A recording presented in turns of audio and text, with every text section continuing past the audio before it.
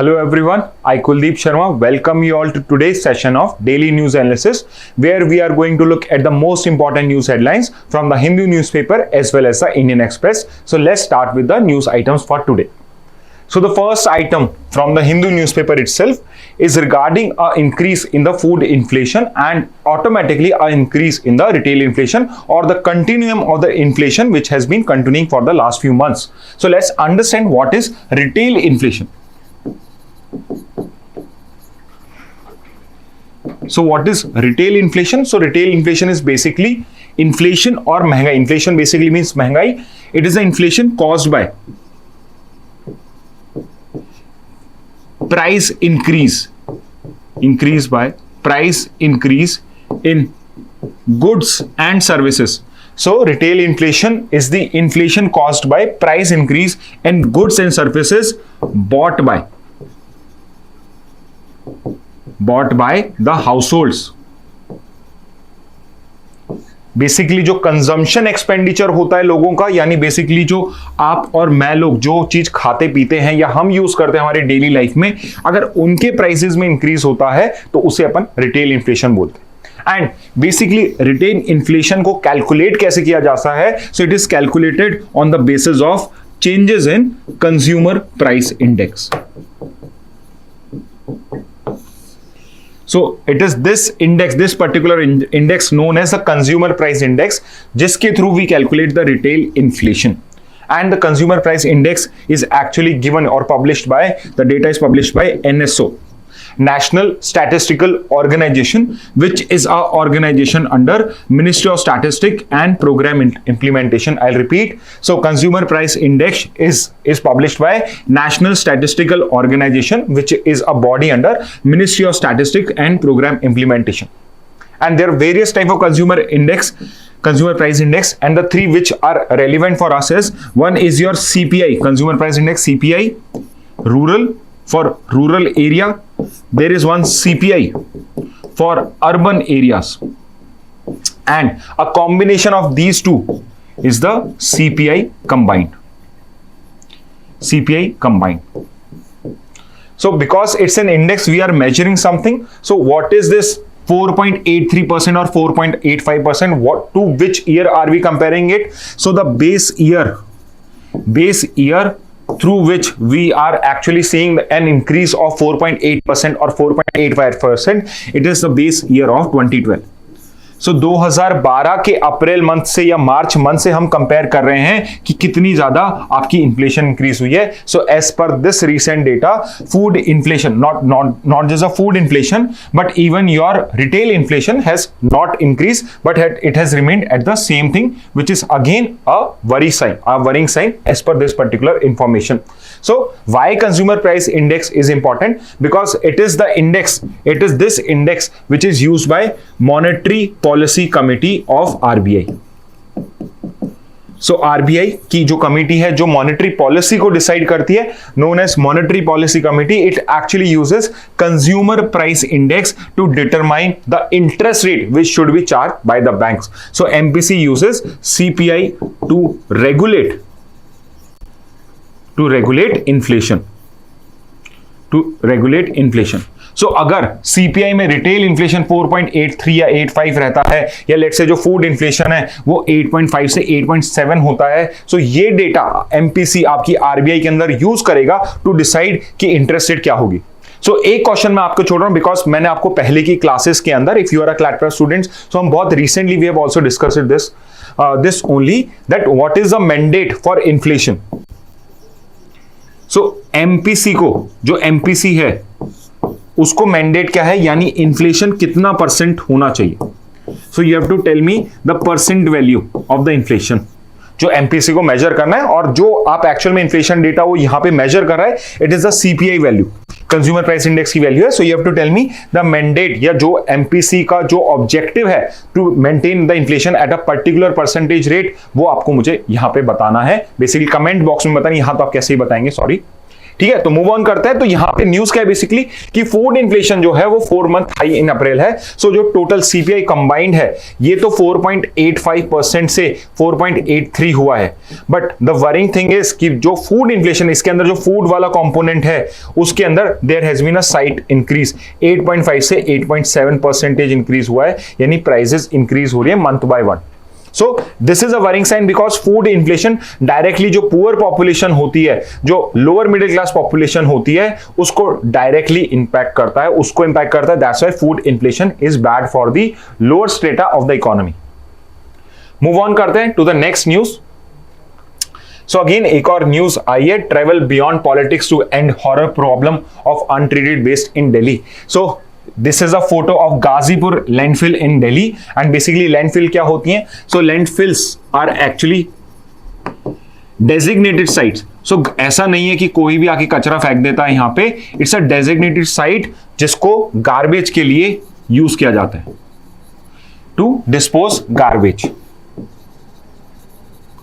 So usually it is expected कि landfills बहुत scientific तरीके से होंगे, कि सीमेंट का एक लेयर होगा, उसके बाद कुछ केमिकल्स की लेयरिंग होगी जिससे ग्राउंड वाटर आपका उसके अंदर पॉल्यूटेड नहीं हो, बिकॉज लीचिंग हो सकती। लीचिंग इज बेसिकली कि जो आपके हजार्डस सब्सटेंसेज हैं वो मटेरियल में से निकल के लैंड के अंदर एंटर हो जाएं और लैंड को भी पॉल्यूटेड करते हैं और ग्राउंड वाटर की भी। So landfills are suppose to be scientific, however you may know जैसे हर जगह होता है, कुछ भी साइंस के अकॉर्डिंग नहीं होता है एंड यूजुअली इसकी वजह से बहुत ही ज्यादा पॉल्यूशन हो जाता है। So landfills, what are landfills? So landfills are actually designated sites for garbage disposal, to dispose garbage or garbage disposal. अब landfills are, although landfills actually आपकी आंख को भी नहीं सुहाएगा और आपकी नोज को भी नहीं सुहाएगा, they are a sore point. So what is a sore point? Another English term for you, sore point, S-O-R-E. Sore point for our eyes and noses.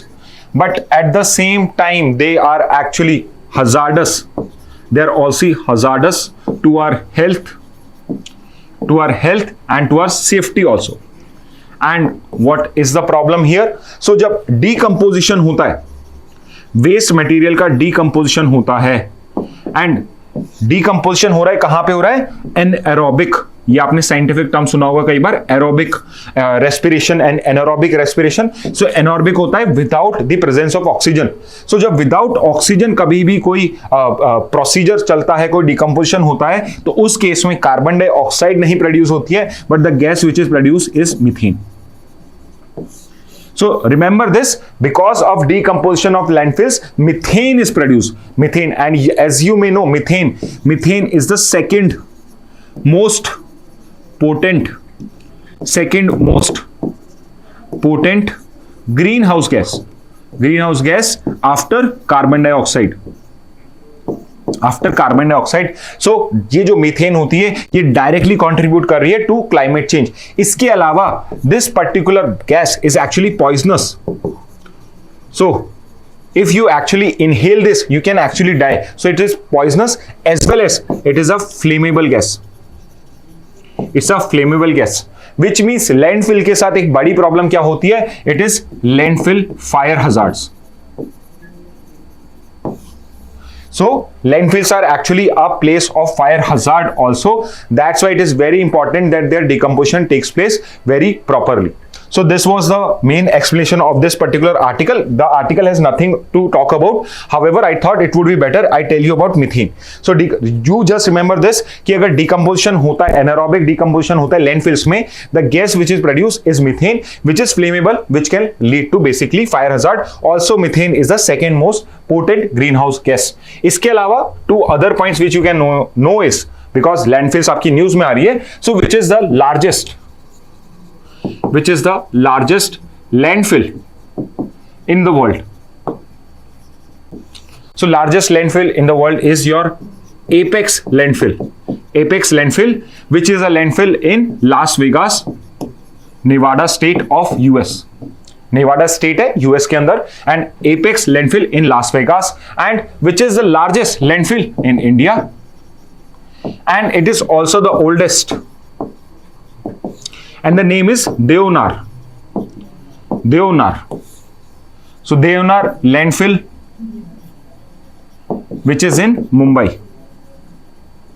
So it is also the largest and also the oldest landfill in India, Deonar in Mumbai. So this is it from this particular news item. Let's move on to editorial.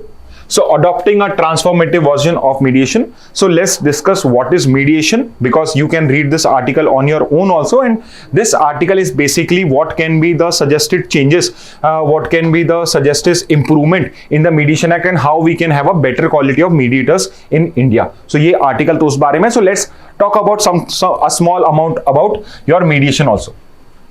So let's first understand what are mediation. So mediation is a type of alternative dispute resolutions. So what is alternative dispute resolution? So basically you are not using the court system but an alternative mechanism apart from this. And your CRPC, particular article 85 or 89 of the CRPC actually provides for that the court should try to move the parties to a alternative dispute resolutions like your arbitration, mediation, council. So what are the main three types? There can be many other types, like negotiation is one another form of ADR, but the three we are concerned with are ACM, your arbitration, your conciliation, and your mediation. So these are the three basic main types of ADR, alternative dispute resolution. So arbitration and conciliation we will do it some other time when we do it in detail. So it is regulated by Arbitration and Conciliation Act of 1996. So it is this act which regulates the Arbitration and Conciliation Act, and there was no separate act for mediation. However, a mediation act was created in the year 2023. So mediation in India are regulated under the Mediation Act of 2023, and this particular act was notified on September 15, 2023. So let's understand what is mediation. So mediation is basically, what is mediation? So mediation is basically a third party, a neutral party, not a party, a neutral person, not necessarily a judge, but he should be someone who is an expert in mediation facilities. A neutral person tries to settle a dispute with mutual agreement. So he is not deciding the dispute, he is trying to settle the dispute. दोनों parties mutual agreement के through एक particular solution पे आ जाए, and that is the role of a mediator in the mediation process. So let's understand, as per the new Mediation Act, what are the types of mediation disputes which can be decided. So disputes which a particular mediation can do is, one would be the commercial disputes. So you can actually provide for mediation as a source or as a form of dispute resolution when it's come to commercial dispute. For example, let's say two parties, let's say there is a Nike showroom and the Nike company, they had some dispute, and in their agreement, whatever the agreement they signed for their franchisee, they can there put up a particular clause regarding that if any dispute arises in future, then we are going to go for mediation. So उस type की commercial disputes के अंदर you can actually go for mediation. And the second is obviously your family dispute. So जो family disputes होते हैं, like cases of divorce, like cases of adoption और property distribution etc., उस cases के अंदर courts in general sense also they try कि जो family disputes हैं वो जो alternative dispute resolution है उसकी तरह resolve हो जाए. So these are the two basic forms of disputes which are to be decided through the process of mediation. Next is which is not allowed. So there would be certain types of disputes which should not be decided through the process of mediation. So first is very obvious, it would be criminal cases, and to be very exact, these would be the non-compoundable cases. So non-compoundable cases जो आपके civil भी हो सकते हैं, criminal भी हो सकते हैं. बेसिकली इट मींस कि जिनमें सेटलमेंट नहीं हो सकता, जिनके अंदर सेटलमेंट नहीं हो सकता है, no settlement is allowed, those are known as non compoundable, कि आप सेटल नहीं कर सकते हो. जैसे बहुत सारे आप केसेस सुनते होंगे कि जजेस में, एक गांव में बहुत होता है इस टाइप से कि let's say a person has raped a woman and जज उसमें क्या करेगा, मीडिएटर बन के दे से कि let's you two can get married and just drop the rape case. तो इस टाइप के जो क्रिमिनल केसेस होते हैं या नॉन कंपाउंडेबल केसेस होते हैं जिनमें सेटलमेंट पॉसिबल नहीं होता है, उनके अंदर में आप मीडिएशन भी नहीं कर सकते हो. इसके अलावा जो टैक्स डिस्प्यूट्स होते हैं, जो टैक्स डिस्प्यूट्स होते हैं वो भी आप मीडिएशन के थ्रू नहीं कर सकते हो। इसके अलावा जो कंपटीशन एक्ट का वायलेशन होगा, कंपटीशन एक्ट का जो वायलेशन होगा वो भी इसके अंदर नहीं होगा। एंड फाइनली अगर अ माइनर इज इन्वॉल्व, अगर कोई माइनर इन्वॉल्व है तो मीडिएशन नहीं हो सकता है। एंड कोई अगर इंटेलेक्चुअली डिसेबल्ड है, इंटेलेक्चुअली डिसेबल्ड है, सो उस केस के अंदर भी, इंटेलेक्चुअली डिसेबल्ड है तो उस केस के अंदर भी कोई भी आपका मीडिएशन अलाउ नहीं होगा। So these are certain facts. इसके अलावा I'm going to rub it. If you want to write it down, you can pause this video right now and then write these points. Now moving on, what are the other things which you should know? So एक question जो आपके दिमाग में आएगा, whether the mediation is binding or not. So mediation process करना, process के लिए जाना, is it binding or not? So answer would be no, it is a voluntary procedure. ये वॉलंटरी होता है, it is not binding, the process is not binding. Judgement binding होता है नहीं, वो अपन डिस्कस करेंगे। So mediation process is suppose to be binding. अब अगर मीडिएशन एग्रीमेंट के अंदर, मीडिएशन एग्रीमेंट के अंदर ये ओरली बोला जा सकता है या कैसे होगा? सो ऑलवेज रिमेंबर, एग्रीमेंट के अंदर mediation is to be in writing. अगर मीडिएशन का पॉइंट दो लोगों ने जब भी डिस्प्यूट करा है, जब भी कोई डिस्प्यूट नहीं, एग्रीमेंट करा है, अगर वो राइटिंग में है तो मीडिएशन आपको करना पड़ेगा, otherwise it is a voluntary process. Because अगर ये वॉलंटरी होगा ही नहीं तो आप एक्चुअल में सेटलमेंट कैसे करोगे? एंड फाइनली जो मीडिएटर होता है वो कैसे अपॉइंट होगा? So remember, mediator is appointed by both parties.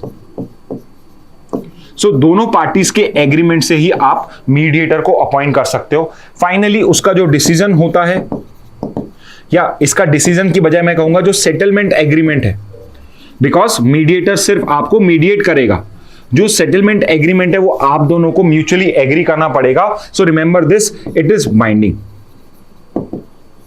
और ये बाइंडिंग होता है and it is enforceable like the degree of a court. It is binding and it is enforceable like the degree of the court. So these are certain points regarding the mediation process in India. Move on करते हैं। An overview of the smart cities mission. So जो ये basic आपका article आया in the text and context section of the Hindu, it is basically a critique of this mission, but we are not concerned कि basically कैसा performance है। इतना detail के अंदर परफॉर्मेंस के ऊपर आपके क्वेश्चन नहीं आते हैं, बट स्मार्ट सिटी मिशन क्या है बेसिकली वो आपको पता होना चाहिए। So let's do the basics of smart city mission. So कुछ फैक्ट जो स्मार्ट सिटी मिशन के बारे में आपको पता होने चाहिए कि ये स्कीम स्टार्ट कब हुई थी। सो ये स्कीम स्टार्ट हुई थी 2015 के अंदर। इट स्टार्टेड इन 2015 एंड इस स्कीम का एक टारगेट ईयर भी था, स्कीम का एक टारगेट ईयर भी था which was 2020। So I hope, because ये अभी न्यूज में देख रहे हैं, यू कैन रियलाइज कि ये स्कीम का टारगेट ईयर कंप्लीट नहीं हुआ था। सो ये ओरिजिनल था, सो ओरिजिनल ईयर भी आपको पता होना चाहिए। एंड अब अपने को पता पड़ना चाहिए कि अब प्रेजेंट नया टारगेट ईयर क्या है। सो नया target is June of 2024। June of 2024 is the new. अब इसके अंदर नेक्स्ट आता है कि इस स्मार्ट सिटी या स्मार्ट सिटी मिशन का मेन ऑब्जेक्टिव क्या था या मैंडेट क्या था। तो इसका मैंडेट क्या था? To transform 100 cities. So 100 cities को सिलेक्ट किया गया और उनको ट्रांसफॉर्म करा जाएगा बेसिक इंफ्रास्ट्रक्चर को। बेसिक इंफ्रास्ट्रक्चर को आप इंप्रूव करोगे so that quality of life improves. Quality of life improves. अब बेसिक इंफ्रास्ट्रक्चर के अंदर क्या क्या आ सकता है? सो बेसिक इंफ्रास्ट्रक्चर के अंदर आ जाएगा आपका कि आप इलेक्ट्रिसिटी को मैनेजमेंट करोगे, आप वाटर मैनेजमेंट करोगे, आप वेस्ट मैनेजमेंट करोगे, आप ट्रांसपोर्ट मैनेजमेंट करोगे, और आप ई गवर्नेंस को भी मैनेज करोगे, उसको प्रमोट करोगे। So these are the basic areas जिसके अंदर साउथ जो आपका स्मार्ट सिटी मिशन है वो करता है। So let's look at what are the areas in which smart city mission is involve. It is involve in electricity, water, waste, transport and e-governance and other sector also, whatever would form part of basic infrastructure, जो भी एक citizen को basic facilities मिलनी चाहिए smart city के अंदर, these are to be done. सो अभी as of now जून 2024 का इसका नेक्स्ट डेडलाइन है, जो जिसके अंदर गवर्नमेंट को 100 सिटीज को स्मार्ट सिटीज की तरह डेवलप करना है, 100 सिटीज को स्मार्ट सिटीज के साथ डेवलप करना है. And you should also know the ministry also. Ministry कौन सी है इसके अंदर, किस मिनिस्ट्री के अंदर वो करता है? सो इस ministry of housing and urban affairs.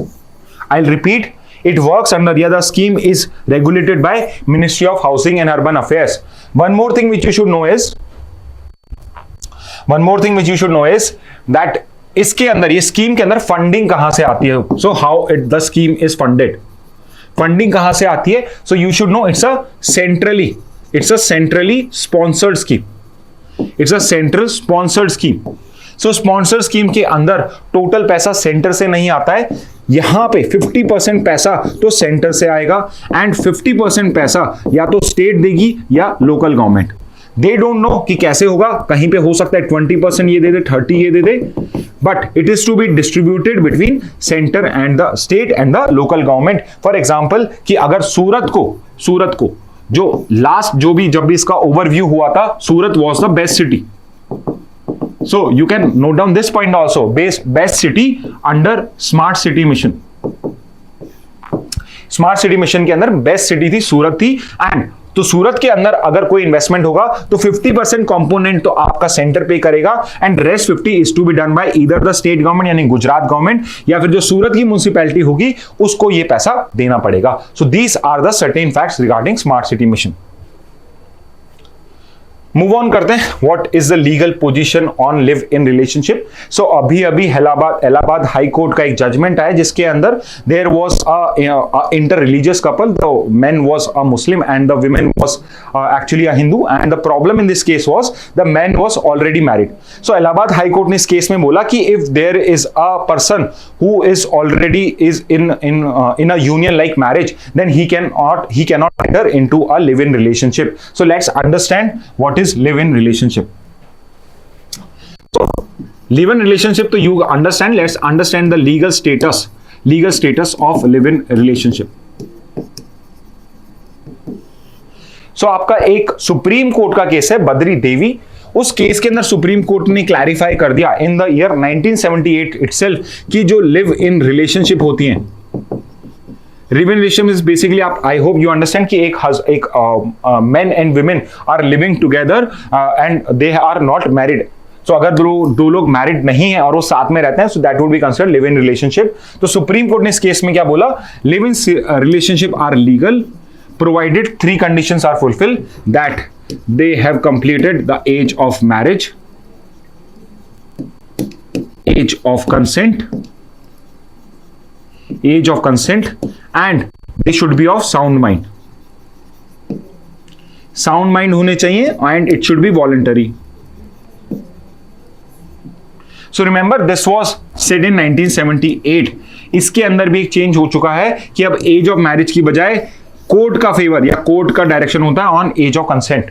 इसके बाद और सुप्रीम कोर्ट ने क्या स्पेशल कहा है जिसके ऊपर आपके क्वेश्चन बन के आ सकते हैं. सो एक क्वेश्चन तो ये बनता है कि जो विमेन होती है उसके क्या राइट्स होते हैं. सो रिमेंबर, अगर वो जो लिव इन रिलेशनशिप है वो एक मैरिज की रिलेशनशिप के साइड है, so all rights of a married women, जो भी मैरिड वुमेन के राइट्स होते हैं, they are given to the women. And इसका बेसिस क्या है? सो इस पर्टिकुलर चीज का बेसिस है आपका एक पर्टिकुलर केस जिसके अंदर बोला गया कि जो डोमेस्टिक वायलेंस एक्ट होता है ऑफ 2005, उसके अंदर जो विमेन है, जो विमेन पार्टनर है लिव इन रिलेशनशिप के अंदर, वो भी प्रोटेक्टेड है टू विमेन पार्टनर. इसके बाद एक और सुप्रीम कोर्ट का केस आया है रिसेंटली 22-23 के अंदर ही, एंड उसके अंदर सुप्रीम कोर्ट ने क्लैरिफाई करा है कि चिल्ड्रन बॉर्न आउट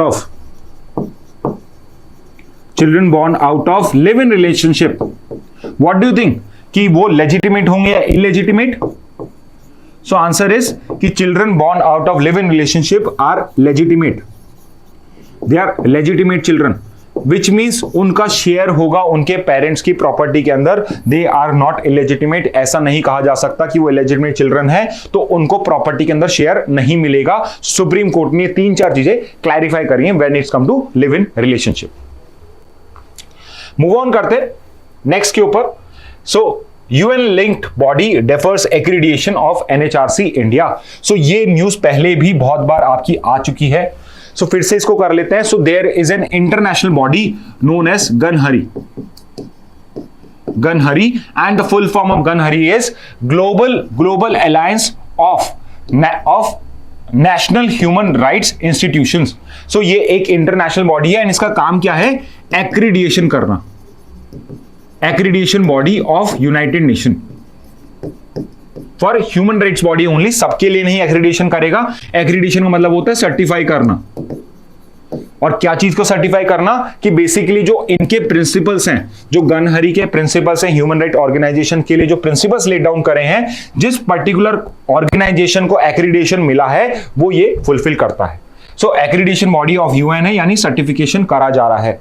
अब इसके अंदर क्या हुआ है? जो आपकी NHRC है, NHRC है जो उसका एक्रीडिएशन है उसको डेफर कर दिया गया है, उसको आगे मूव कर दिया गया है। So it is not the first time कि डेफरमेंट हुआ है। इससे पहले 2016 के अंदर भी डेफरमेंट हुआ था। However it is for the first time कि 2023-24 लगातार 2 साल तक for 2 years it has been suspended, कि जो आपका प्रोसीजर एक्रीडिएशन का प्रोसीजर है it has been suspended for 2 continuous year। However deferment first time 2016 के अंदर हुआ था। एंड डेफरमेंट हुआ क्या है? सो जो गनहरी है ये एक्रीडिएशन के अंदर डिफरेंट स्टेटस देता है, डिफरेंट टाइप ऑफ स्टेटस देता है। स्टेटस क्या क्या हो सकता है? A, B, C इस तरीके से स्टेटस होगा। जितना हायर स्टेटस होगा उतने ज्यादा आपके राइट्स होंगे। सो सिंस 1998-99 जब फर्स्ट टाइम इसका एक्रीडिएशन हुआ था तब से इसके पास A स्टेटस है। हाउएवर 98 लिखा है मैंने, it is 99। Please make this correction, 98 नहीं है 99 है, जिससे इसको A स्टेटस मिला हुआ है। हाउएवर 2016 में एक बार इसका सस्पेंड हुआ था एंड अभी एज ऑफ नाउ 23-24 में भी ये सस्पेंडेड है। अब A स्टेटस मिलने से क्या होता है? अगर कोई बॉडी के पास A स्टेटस होता है, if someone is given accreditation A by GANHRI, then उस सिचुएशन के अंदर उसके पास वोटिंग राइट्स होते हैं। He gets voting rights in Human Rights Council. I repeat, अगर किसी बॉडी के पास A स्टेटस होता है गनहरी, तो जो आपकी ह्यूमन राइट काउंसिल करके जो एक बॉडी है आपकी यूनाइटेड नेशन के अंदर एंड मेजरली ये ह्यूमन राइट के इश्यूज से डील करती है, उसके अंदर आपको वोटिंग राइट्स मिलते हैं। अगर आपके पास A स्टेटस नहीं है तो आपके पास वोटिंग राइट्स नहीं मिलेगा।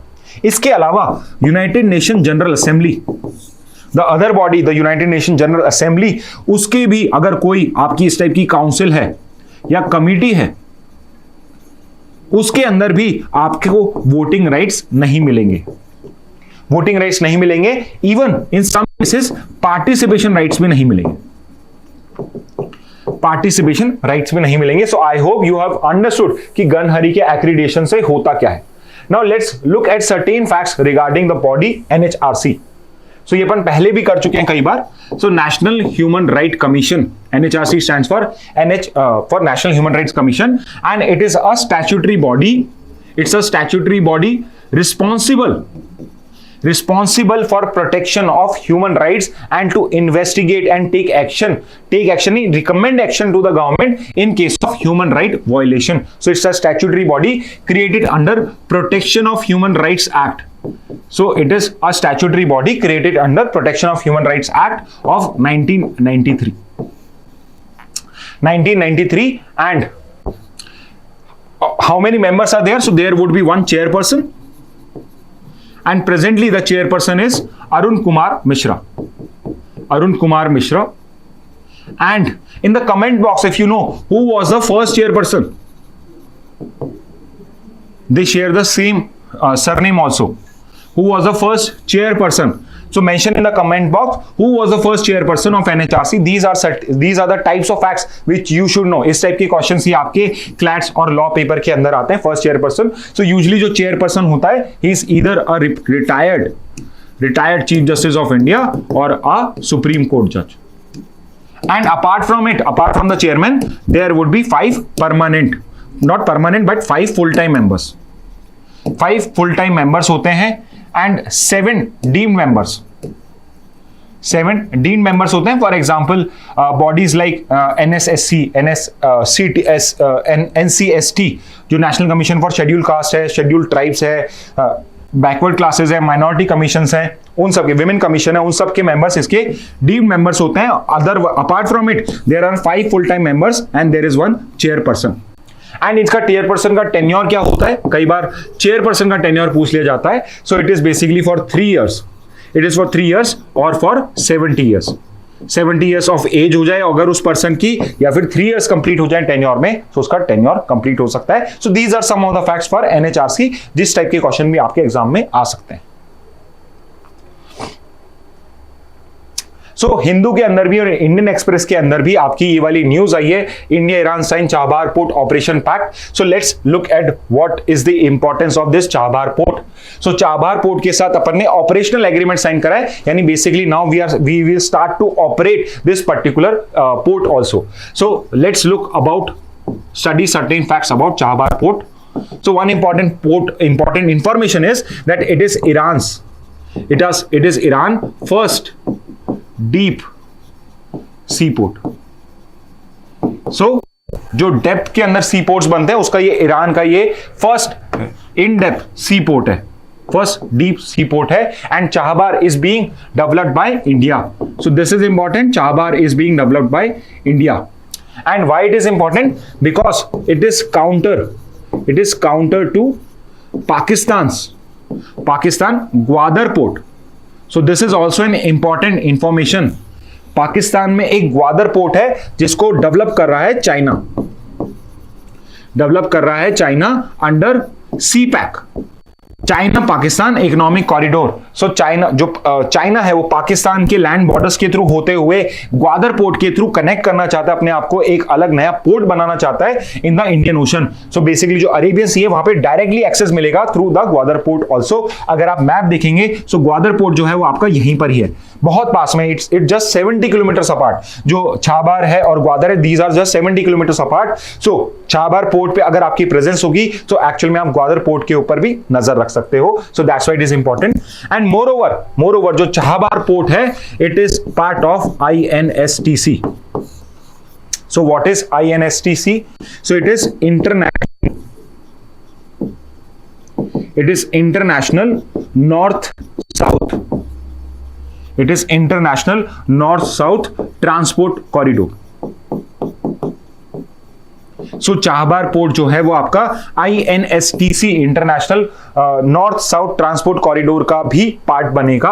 It's a joint project of 3 countries. Majorly 3 countries involve हैं. एक तो है आपकी रशिया, एक है आपका Iran and third is your India.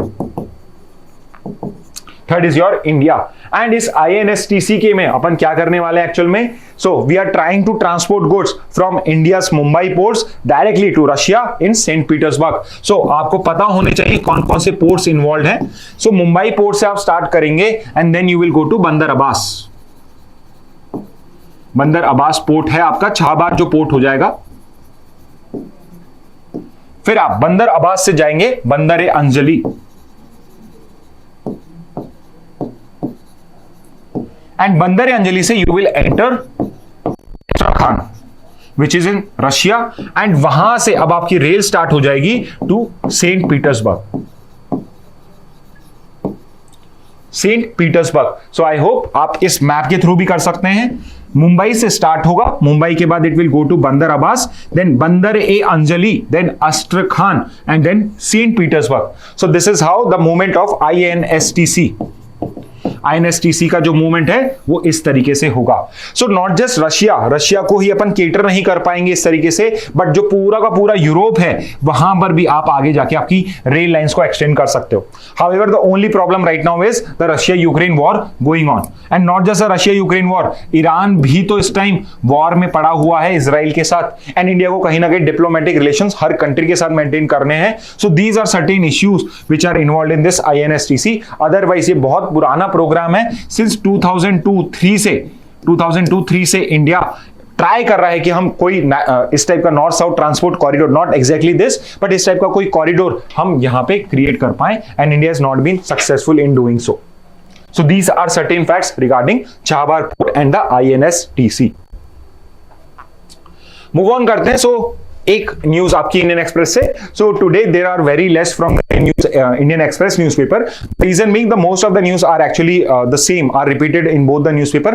That's why I have taken most of the news which are important from the Hindu newspaper only. So let's look at what is xenotransplantation. So xenotransplantation, I thought it's an interesting concept.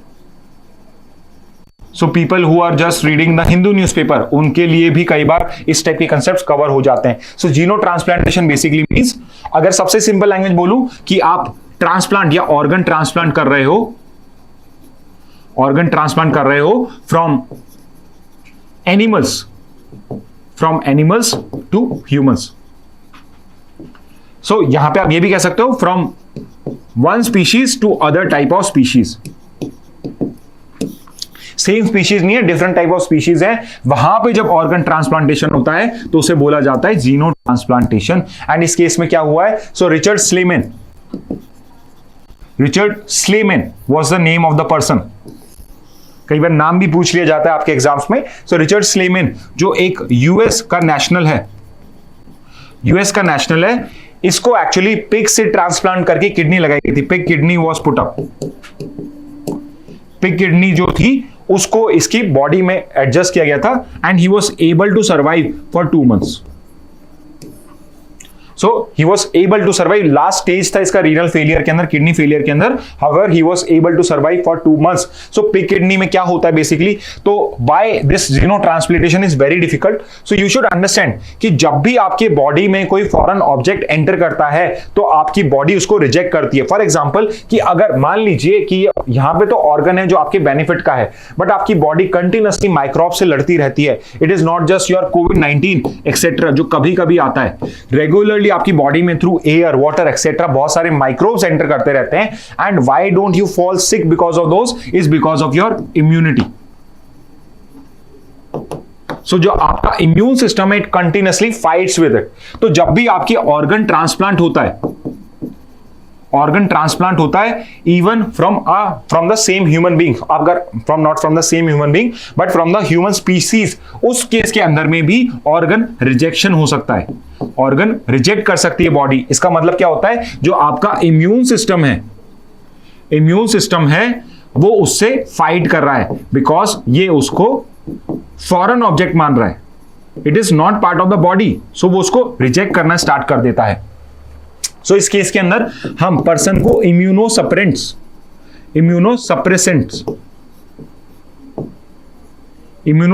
देते हैं, जिससे उसकी immune system है जो वो उसे fight ना करे और ऑर्गन को एक्सेप्ट कर ले. एंड आप सोचिए कि अगर आपकी बॉडी एक डिफरेंट ह्यूमन से ही अगर ऑर्गन ट्रांसप्लांट हो रहा है तभी उसे रिजेक्ट कर रही है, तो थिंक कि अगर पिग से कोई ऑर्गन डोनेशन हो रहा है तो कितना ज्यादा रिजेक्शन होगा. सो हाउएवर ऐसा नहीं होता है कि आप पिग का ऑर्गन लेके, आप पिग की किडनी लेके डायरेक्टली कर लेते हो. सो आई होप साइंस इतनी एडवांस हो सकी है कि हम जेनेटिकली मॉडिफाइड करते हैं ऑर्गन्स को.